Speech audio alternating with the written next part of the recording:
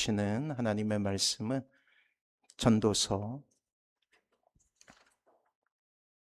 10장 1절로 14절까지 말씀입니다.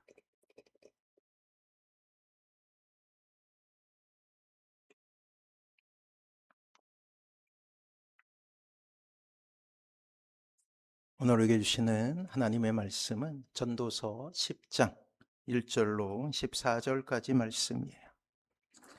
교독하도록 하겠습니다. 죽은 파리들이 향기름을 악취가 나게 만드는 것 같이 적은 우매가 지혜와 존귀를 난처하게 만드느니라.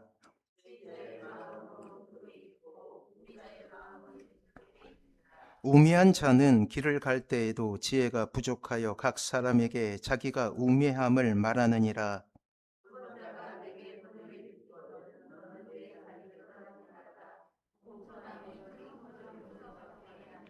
내가 해 아래에서 한 가지 재난을 보았노니 곧 주권자에게서 나오는 허물이라.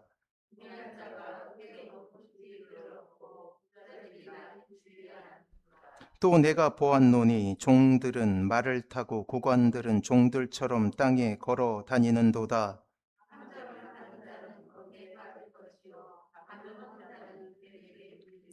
돌들을 떠내는 자는 그로 말미암아 상할 것이요 나무들을 쪼개는 자는 그로 말미암아 위험을 당하리라.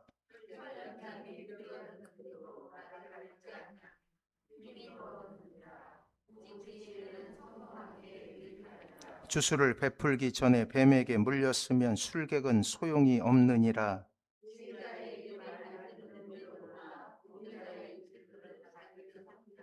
그의 입의 말들의 시작은 우매요 그의 입의 결말들은 심히 미친 것이니라. 우매한 자는 말을 많이 하거니와 사람은 장래의 일을 알지 못하나니 나중에 일어날 일을 누가 그에게 알리리요. 아멘. 옆에 분하고 인사합니다. 사랑하고 축복합니다. 다시금 우리는 허무한 세상에 대한 하나님의 응답 그 13번째 시간을 가지고 있습니다. 터키의 사르들이라는 작은 마을은 고대의 대도시였던 사대였어요. 성경에 등장하죠. 사대 지역. 사대를 끼고 흐르는 시내는 황금천이라 불릴 만큼 사금이 많았다고 합니다. 그곳에서 크로이수스 왕은 부를 마음껏 누렸으며 금으로 최초의 주화를 만들기도 했죠. 아테네의 현인 솔론이 그곳에 방문했는데 왕은 자연스레 자랑하며 이렇게 이야기합니다. 당신이 만난 사람 중에 누가 제일 행복한 사람이라 생각하십니까? 라고 말이에요. 왕은 자기의 이름이 나올 것을 기대하고 물었습니다. 그런데 솔론이 이렇게 대답하는 거예요. 사람이 그 생애를 마칠 때까지는 아무도 행복한 삶을 살았다고 말할 수 없습니다. 솔론의 대답에 왕은 실망하고 말았습니다. 기원전 450년 페르시아 군대는 이 사대를 공격했어요. 그리고 왕은 화염 속에서 이렇게 외쳤습니다. 솔론이요, 솔론이. 뒤에 생략된 말은 당신의 말이 옳습니다 라는 것이겠죠. 페르시아에 의해 그 나라는 망하게 된 거예요. 그리고 우리는 아이러니하게도 이 페르시아에 대해서 다시금 우리는 듣지 않습니까? 외신에 대해서, 외신을 통해서 말이에요. 그 나라는 바로 이란이에요. 이란의 지도자 헤메네이가 암살을 당했다고 합니다. 독재자였죠. 그리고 많은 사람들을 죽였어요. 그렇다고 해서 미국의 죄가 없다 할 수 없습니다. 적어도 우리가 확신하는 것은 헤메네이라는 사람은 지혜로운 사람은 아니라는 거예요. 우리는 이 세상을 살며 스스로 지혜 있다 생각할 때가 얼마나 많이 있습니까? 인간의 비극은 여기서부터 시작되는 거예요. 스스로를 과신하여 창조주를 생각하지 못하는 어리석음은 바로 아담의 원죄 이후 인간이 선택한 삶이었어. 인간에겐 모두 지, 정, 의가 있어요. 지식과 정서, 즉 감정과 의지가 있어요. 이것을 인격이라고 부릅니다. 근데 인간이 범죄함으로 말미암아, 아담의 범죄함으로 말미암아 가장 먼저 타격을 입은 것이 바로 이 지예요. 지식. 하나님을 아는 지식을 상실하게 된 거예요. 그리고 찾아온 것이 무엇이냐면 무지이죠. 알지 못함. 그것을 오늘 본문은 우매한 자라고 이야기하고 있습니다. 오늘 전도자는 지혜와 반대되는 우매한 자의 인생이 얼마나 큰 재앙이 되는지 우리에게 이야기하고 있습니다. 지금까지 우리는 전도자의 권면을 들어왔죠. 무려 13번에 걸쳐서. 앞으로 이제 몇 주 지나면 이제 이 시리즈가 끝나게 됩니다. 그리고 그 핵심은 해 아래 모든 것은 헛되다라는 잠언이었어. 교훈이었죠. 솔로몬은 전도서의 대부분 이러한 전제, 이러한 진리를 설명하는 데 힘을 써왔어요. 그러하기에 이 땅에서 호흡하는 인생이 얼마나 연약한 존재이며 또한 이 땅에서 누리는 영광이 얼마나 허무한 것인가에 대해 그는 모든 힘을 다하여 논증하고 있다는 것. 이미 우리는 전도서 10장까지 매주 전도서를 묵상하며 전도자의 호소에 귀를 기울이지 않았습니까? 하나님 없는 인생이 가질 수밖에 없는 허무함에 대한 어느 정도의 지식을 가질 수 있게 된 것이죠. 이것은 이 땅을 살아가는 우리들에게 놀라운 통찰을 줍니다. 통찰을 얻었다면 삶을 바꿔야 되는 것이죠. 은혜의 범주에서 나를 발견하는 것은 영적인 유익을 선사하기 때문인 거예요. 자, 그러면서 우리는 오늘 본문을 통해 이 지혜와 반대되는 개념이라 할 수 있는 우매에 대한 정확한 지식을 통해 하나님께서 원하시는 삶의 모습이 무엇인지 볼 수 있어야 합니다. 자, 오늘 전도자 이 솔로몬은 오늘 본문을 통해 우매자가 저지르게 되는 해악에 대해서 열거하고 있어요. 단적으로 1절 말씀은 우매자가 세상에 어떠한 영향을 미치고 있는지 기술하는 본문이라 할 수 있습니다. 자, 1절 같이 한번 읽어봅니다. 시작.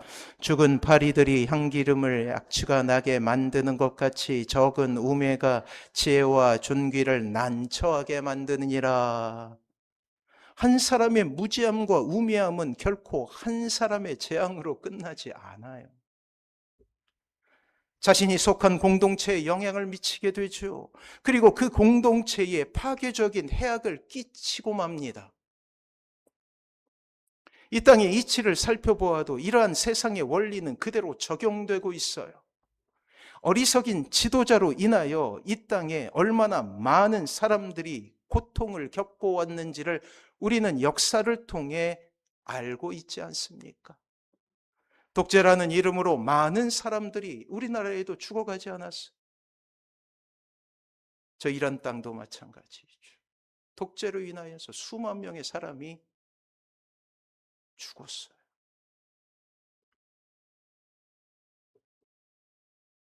이것은 이전의 역사일 뿐만 아니라 지금도 이러한 고통 가운데 많은 사람들이 절망을 경험하고 있음을 우리는 목도하게 됩니다.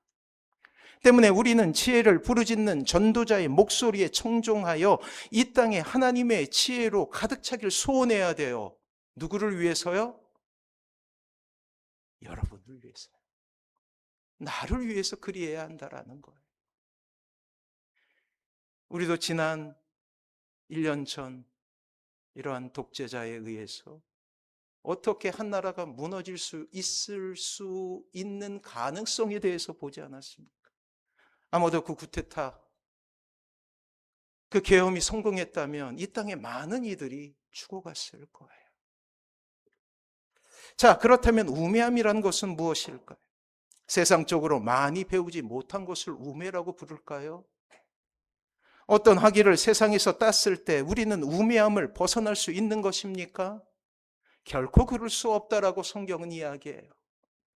우리가 우매라는 단어를 이해하기 위해 이 전도서와 동일한 저자라고 여겨지는 지혜서인 잠언을 살펴볼 필요가 있어요. 이 동전의 앞뒷면이에요. 잠언, 전도서. 솔로몬에 의해 지어졌기 때문이죠. 그렇게 되면 이 지혜를 알 때 우리는 더욱 선명하게 우매에 대한 뜻을 이해할 수 있게 됩니다. 자, 잠언 9장 10절은 지혜를 이렇게 이야기하고 있어요. 주보를 보시기 바랍니다. 같이 한번 읽어볼까요? 시작. 여호와를 경외하는 것이 지혜의 근본이요 거룩하신 자를 아는 것이 명철이니라. 아멘. 그래요. 성경에서 말하는 지혜의 핵심은 하나님을 경외하는 것을 의미해요. 하나님을 아는 것을 의미해요.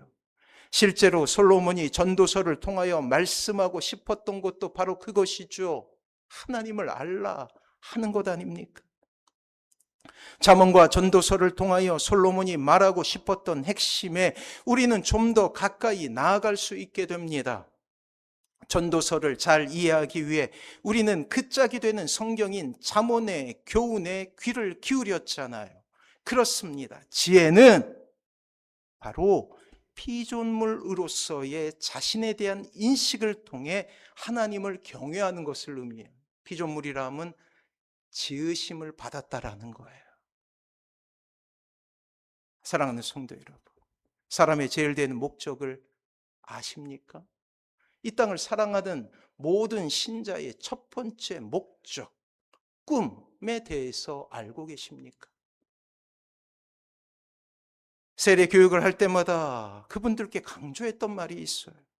이제 세례를 받고 하나님의 백성임을 모든 성도들 앞에 다짐하고 고백한 뒤 우리의 인생은 이제 전혀 다른 인생의 목적을 향하게 된다고 이야기합니다.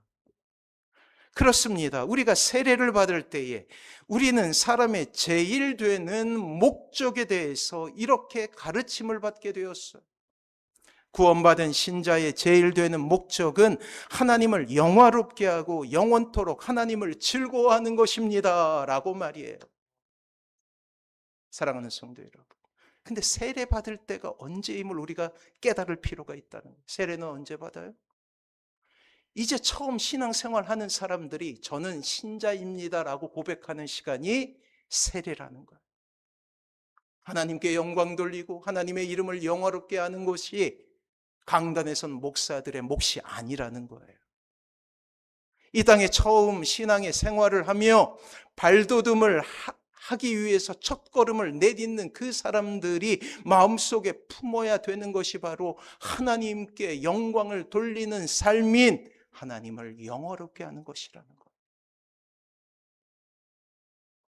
그리고 이것은 모든 진리에 우선하여 이 땅에 하나님의 백성이 나아가야 할 길을 우리에게 보여주고 있습니다. 그리고 성경은 그것이 진정 행복한 길이라고 이야기하고 있다라는 거예요. 예수 믿으면 복 받는다라고 설명할 수 없는 놀라운 진리와 목표와 목적이 이 안에 있음을 우리는 알고 있어야 된다라는 것입니다. 그렇습니다. 우리의 인생은 이제 구원받은 이후로 하나님을 알기 전과 전혀 다른 인생이 되어버린 것이죠. 이제 인생의 주인이 자신인 것처럼 살아왔다가 드디어 그 통치권을 하나님께 돌리는 위대하고도 놀라운 변화가 우리에게 일어나게 된 거예요. 그래서 우리는 예수 그리스도를 이렇게 부르지 않습니까? 주님이라고 말이에요. 이 뜻은 무엇이냐면 통치권을 주님께 드립니다. 주인이란 뜻이거든요. 이것을 아는 것을 성경은 지혜라고 부릅니다. 대학을 나오고 석사를 하고 박사를 해서 지혜가 있는 것이 아니라 하나님을 위해 살아가는 것이 가장 값진 인생임을 깨닫고 그것이 가장 행복한 길임을 깨닫는 것을 지혜라고 부른다고요.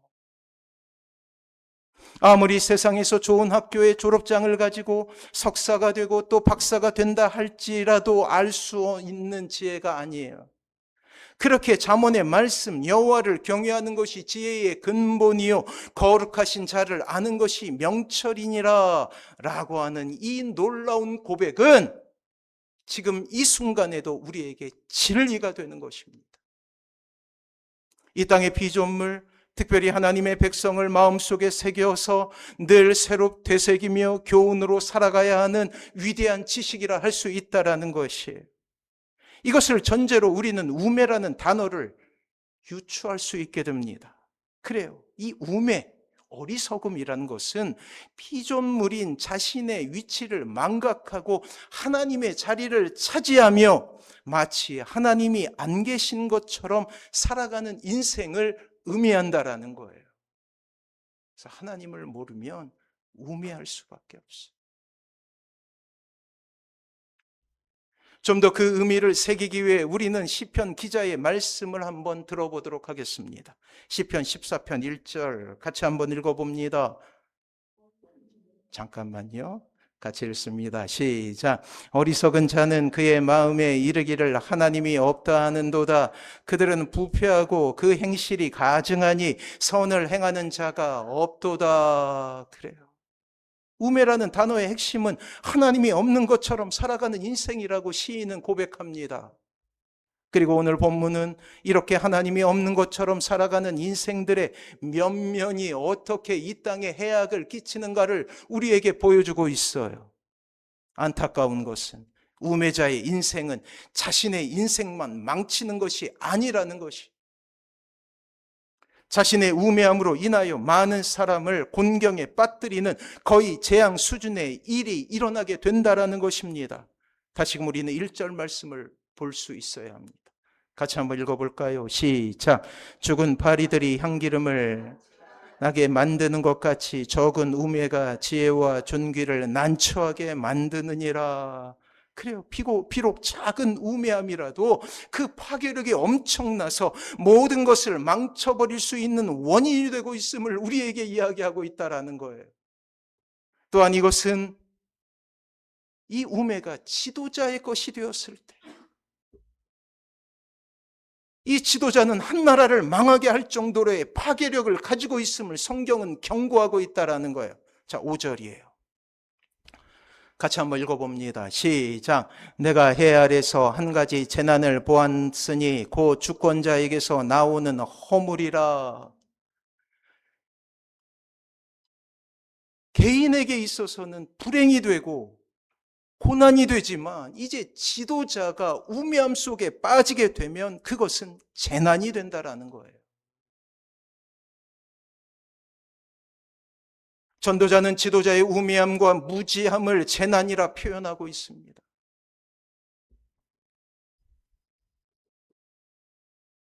우리나라는 기본적으로 미국이란 나라를 좋아해요. 그곳에서 선교사들이 왔고,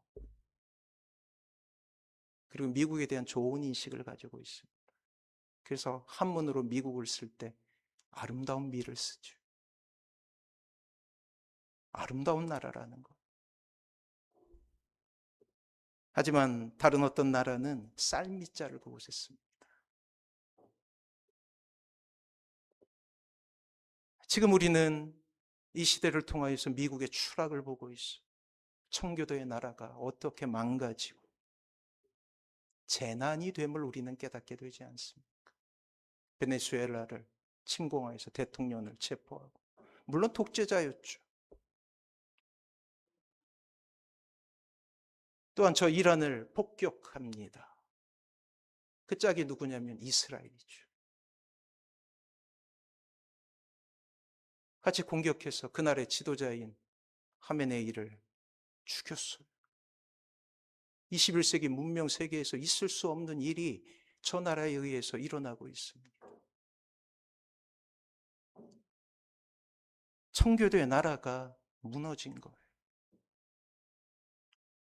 이제 거대 강대국이 어떤 나라를 침공하여도 그것이 부도덕하다 이야기할 수 없는 시대를 우리가 살아가고 있다고요. 실제로 트럼프 일기에 트럼프는 이 한반도에 전쟁을 일으키려고 했어요.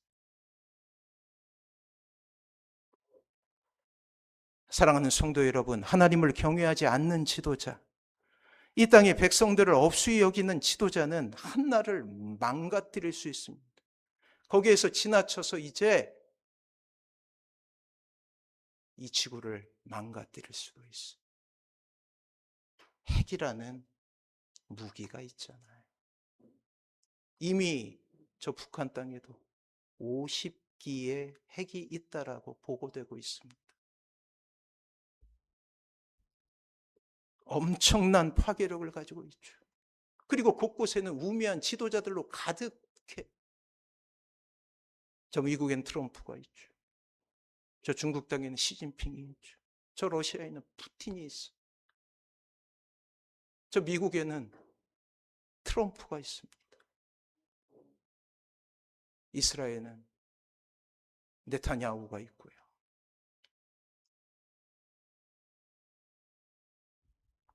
그렇게 지도자에 대해서 우리는 기도할 수 있어야 되는 거예요. 왜 지도자를 위해서 기도해야 되느냐? 늘 위정자들이 하나님을 두려워할 수 있기를 우리가 소원해야 되는 이유는 그들로 인하여서 재난이 이루어질 수 있기 때문이에요.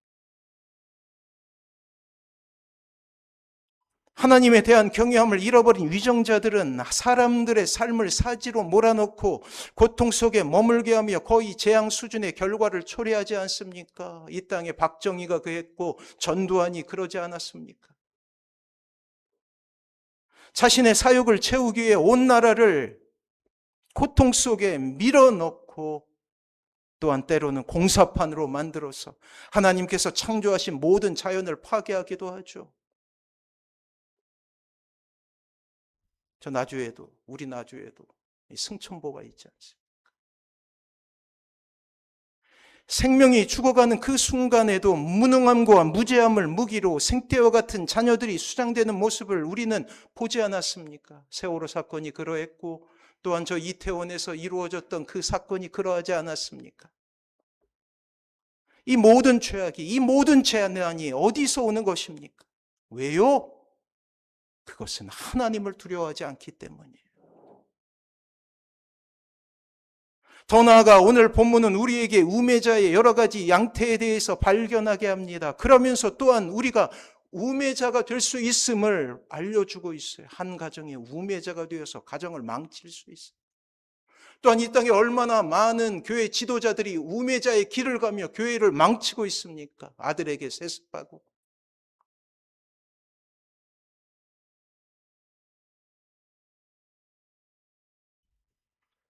자, 우매자의 특징은 자신이 모든 것을 다 알고 있다라는 것에서 출발하죠. 이미 말씀드렸듯이 우매라는 것은 어리석은 선택이나 무지함을 의미하는 것이 아닙니다.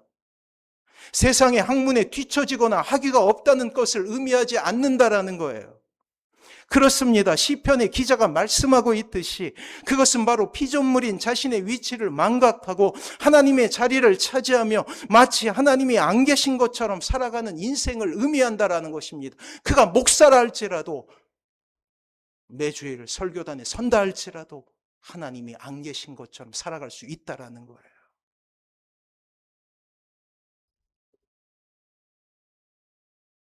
그렇게 불의함을 저지르지 않습니까?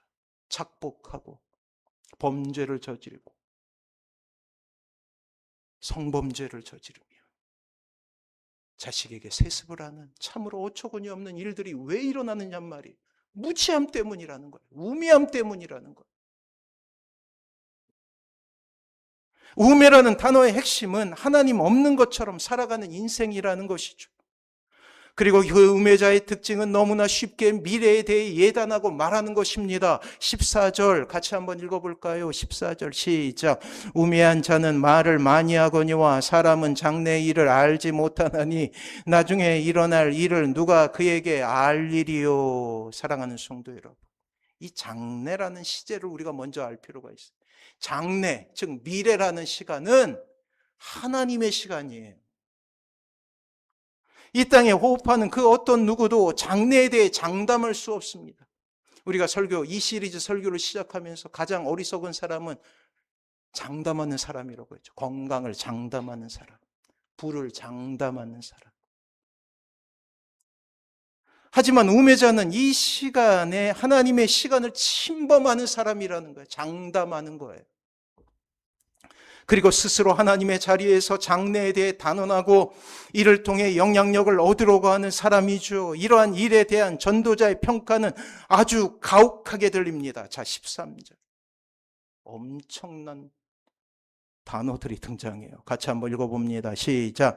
그의 입의 말들의 시작은 우매요. 그의 입의 결말들은 심히 미친 것이니라. 미친 일들이 일어나고 있잖아요.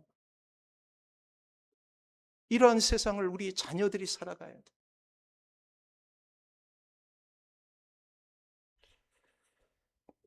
아주 흥분된 상태에서 전도자는 우매자의 이러한 시도에 대해서 심히 미친 것이라 평가하고 있다는 것입니다. 하나님의 시각이죠. 그리고 그 미친 것 뒤에 반드시 심판이 있어요.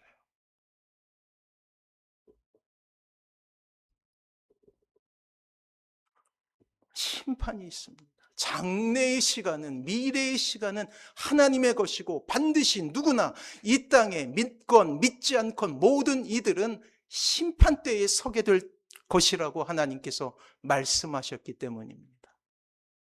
믿지 않는 사람은 백보자 심판,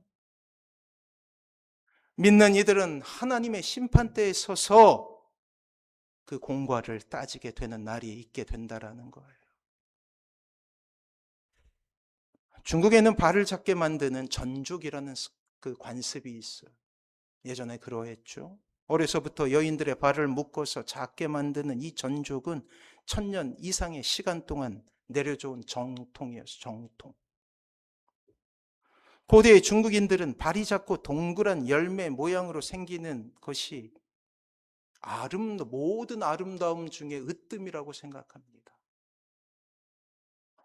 그래서 딸을 낳은 부모님들은 아이의 발이 커서 나중에 결혼할 때 불이익이 생길까 봐 2살부터 6살 사이에 미리 발 모양을 변형시키기 시작합니다. 그리고 발이 더 이상 자라지 못하게 꽁꽁 싸매는 거예요. 가죽으로 아니면 천으로 꽁꽁 싸매. 그리고 그렇게 작은 신발을 신기는 거예요. 고문이죠. 이런 방법을 통해 자라난 발의 모양은 매우 불균형해 이렇게 생겼더라고요. 제가 사진을 보니까. 엄지발가락은 바깥으로 휘어지고 나머지 4발가락은 발바닥보다 아래쪽으로 낮게 내려가게 돼요. 그리고 이런 불균형으로 인해 엄지발가락이 몸무게 전체를 지탱하는 역할을 하지 못하게 되어 나머지 발가락과 발바닥에 과부하가 일어나게 됩니다. 전족을 한 여성들의 걸음걸이는 똑바르지 못하고 딱딱하게 퉁퉁 튕기며 걸을 수밖에 없는 거예요. 종종 걸음을 걷게 되죠. 경사진 곳을 오르거나 빠르게 뛰는 것이 매우 힘들어지는 부작용이 일어나게 된다는 거예요. 그래서 이런 말이 있대요. 작은 발 한 쌍을 가지려면 한 항아리에 눈물을 쏟아야 한다. 사랑하는 자신의 딸들에게 이러한 일을 하게 돼요. 3살에서 5살 사이에 전족을 만들기 시작해야 성공할 수 있기 때문에 그렇게 아기 때부터 그러한 일을 서슴지 않고 저질렀다라는 것. 그래서 얻어진 결론이 10cm의 발이에요.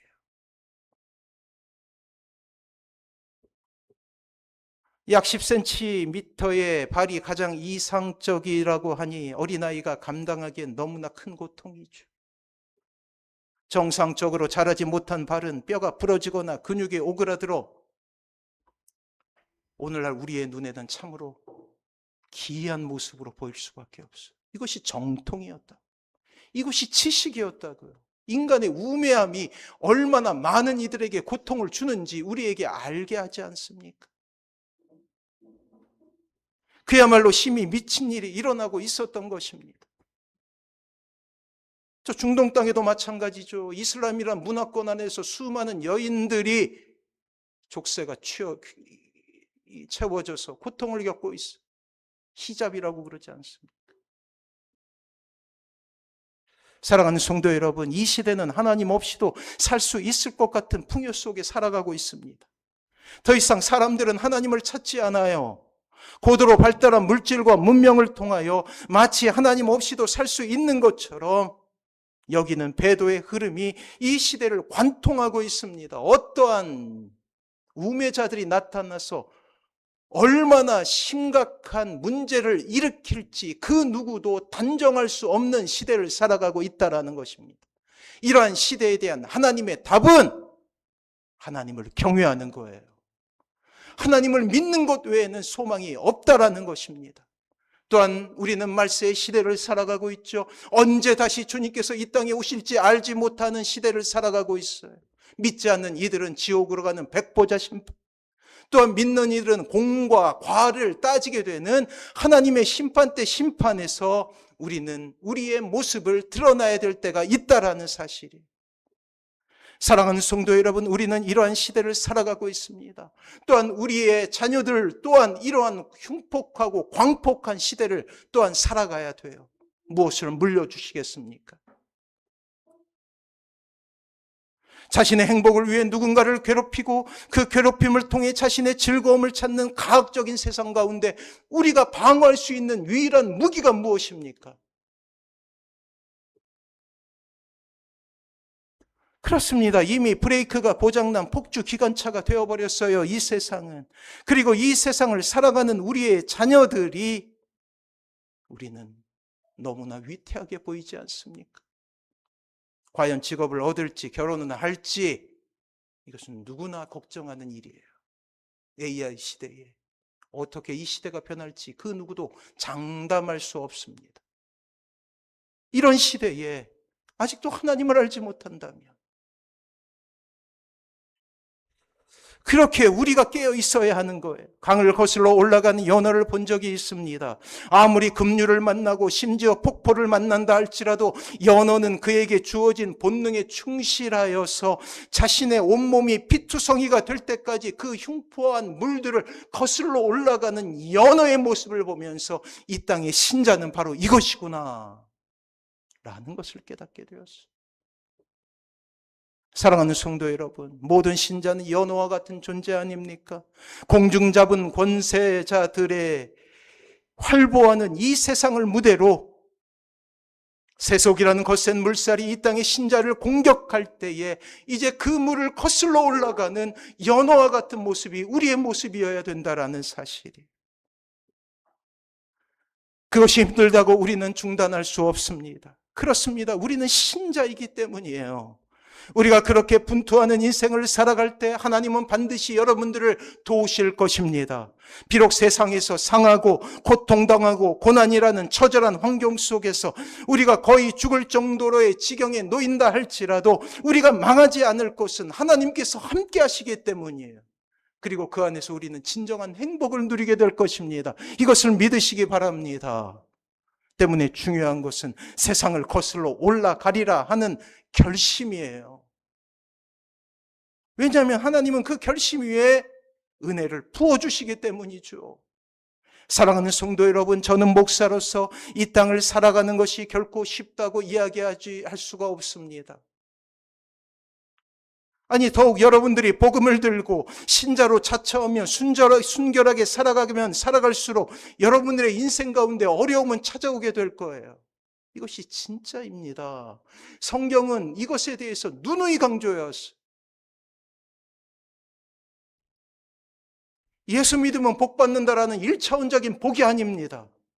고난 가운데서도 하나님을 체험하는 복, 절망 가운데도 소망을 바라보는 법, 불행 가운데서도 행복을 느끼는 것이 진짜 성경에서 말하는 복이라는 거예요. 그리고 우리 안에 성령님이 내주하시죠. 이렇게 삼위일체 하나님께서 우리를 응원하시고 힘을 주시며 다시금 일어나라 말씀하십니다. 사랑하는 성도 여러분, 그렇게 연어와 같이 거슬러 올라갈 때 우리는 반드시 승리할 거예요. 이것을 믿으시기 바랍니다. 때로는 벅차고 때로는 실패할 것 같고 때로는 오해를 받는다 할지라도 말이에요. 이 세상만을 바라보면 선이 후퇴하고 하나님의 나라가 패배하는 것처럼 보일 수도 있습니다. 그렇지만 우리는 하나님의 원대한 계획을 이미 알고 있지 않습니까? 언젠가 주님께서 다시 오실 거예요. 세상은 그때야 하나님이 계시며 그리고 그 결말은 심판임을 알게 될 것입니다. 그리고 이때 다 드러나게 돼 있어요. 진정 하나님을 믿는 이들과 믿지 않는 사람들의 결국을 말이에요. 그러하게 이 땅에서 당하는 고난 가운데서도 우리는 의연한 모습을 가질 수 있으며 고통 가운데 신음하다가도 하나님의 만져주심을 경험하며 다시금 일어나 세상 가운데 위풍당당한 모습으로 설 수 있게 된다라는 것입니다. 그렇습니다. 하나님께서 살아계심을, 신자의 결국은 승리임을 만방에 선포할 수 있어야 된다라는 거예요. 사랑하는 성도 여러분, 아직도 주님을 알지 못하는 가족들이 있다면 기도하십시오. 통곡하며 기도하십시오. 눈물을 흘리며 기도하십시오. 그 영혼이 이곳에 와서 같이 예배드리는 것을 거룩한 상상력을 가지고 상상하며 기도하십시오. 이것보다 중요한 일은 없다라는 거예요. 말을 듣지 않은가 사정하십시오. 애통해 하십시오.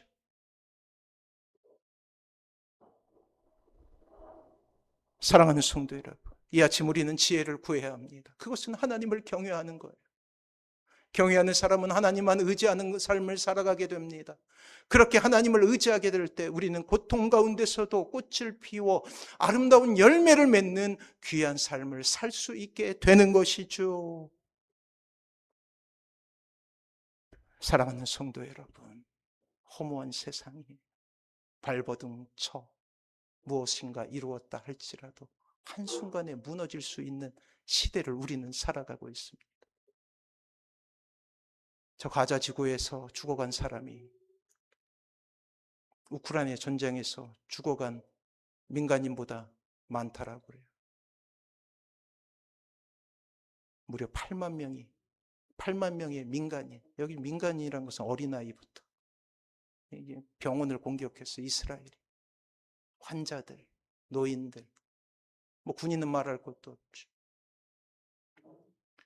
그리고 전 세계가 그 땅을 향하여서 이제 원조를 하지 않습니까? 식량을 보내고. 이 가자 지구는 갇혀 있는 곳이.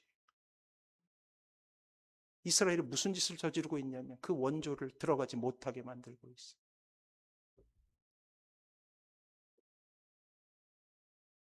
그리고 서쪽에 있는 서한 지구도 지금 전쟁이 일어나고 있어요. 왜 이란을 침공했느냐? 저 트럼프 밑에 있는 많은 유대인 참모들이 이스라엘을 위해서 그리 이야기하고 있다는 거예요.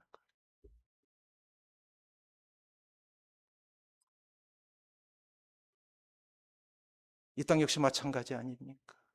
저 북한 땅은 늘 우리에게 위협이 되죠. 버튼 하나 눌러지면 모든 것이 초토화되는 그러한 시계를 알 수 없는 시대를 우리가 살아가고 있어요. 챗GPT에 아무리 물어도 답을 해줄 수가 없는 시대를 우리가 살아가고 있다는 거예요. 이러한 시대의 유일한 답은 하나님입니다. 사랑하는 자녀들이 살아가야 될 세상은 참으로 흉폭한 세상. 그러한 시대를 살아가는 자녀들에게 유일한 소망은 하나님이에요. 기도하십시오. 하나님 앞에 작정하십시오. 그리고 하나님의 뜻을 구하십시오. 놀라운 역사가 여러분들의 삶 가운데 일어나길 소원합니다. 우리가 찬양함으로 같이 고백하도록 하죠. 주는 나를 기르시는 목자.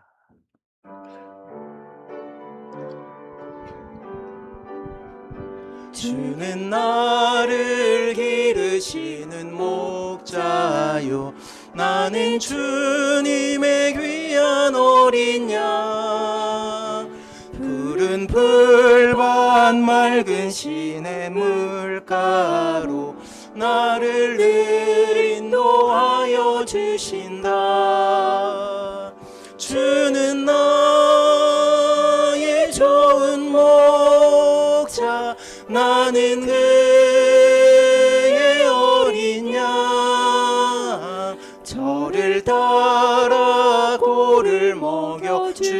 주시니 내게 부족함 전혀 없어라.